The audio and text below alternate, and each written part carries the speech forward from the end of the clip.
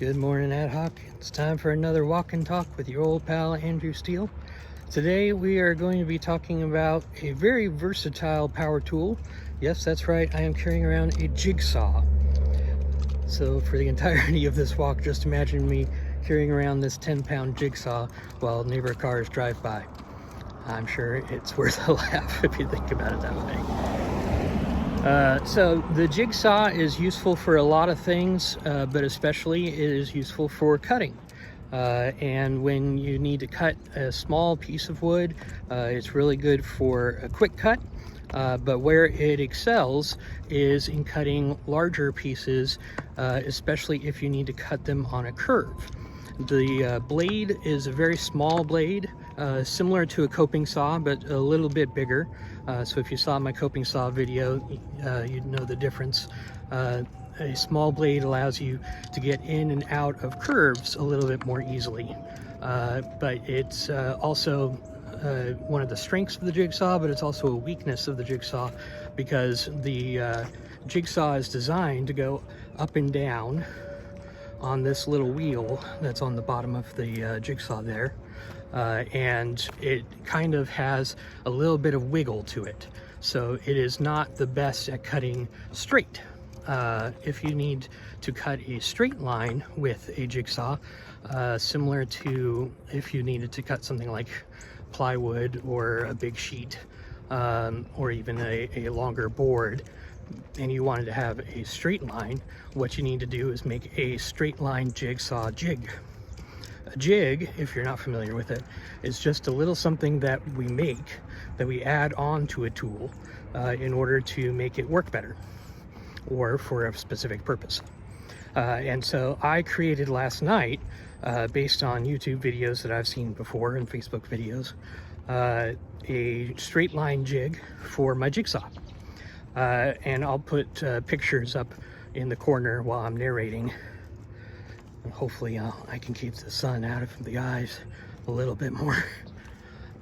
So you start off with a piece of scrap wood. Ideally it should be around the same width as your jigsaw, but you can always cut something to size if you need to.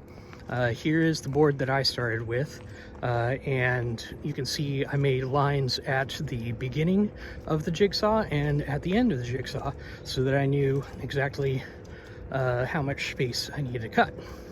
Now you could use the jigsaw to cut these lines, but I cut it on the miter saw so that they were a little bit straighter and faster to cut. So here's what the board looks like after I made all of the marks that I needed to make. So you'll notice here in the middle, this is where I put my framing square in order to calculate where the center line was. So just like I showed you in the measuring and marking video, what I did was I lined up the top of my framing square with that line, and then I drew a line this way on the 45-degree angle, and then I flipped the framing square over and lined it up again and created another line on a 45-degree angle, and that lets me know where the middle of my board is. And then I drew from there a line at the back of the blade and at the front of the blade so that I know exactly where I need to have that tiny little slit for stabilizing the blade. And then I drew little lines here that I'm going to cut out this triangle in the front here.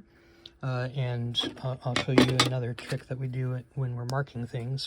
When we know that we want to get rid of something, you can squiggle or you can just draw an X on it to let you know that that's where you're going to be cutting out. And then I also measured where the two screw holes are in the front of my jigsaw plate, so that I know where to drill the pilot holes for the screws that will hold this board in place. And I think that's pretty much all the marks for this board, so now I'm going to cut it. And then once you're done with all of that, and you've got yourself a cut straight line jig, it looks a little bit like this. And let's see if I can get it out of my back pocket while I'm walking. So that's what the finished product looks like, and you can see it's got a triangle cut out of it so that you can still see what you're cutting, and it's got a line right in the middle for where the blade sits.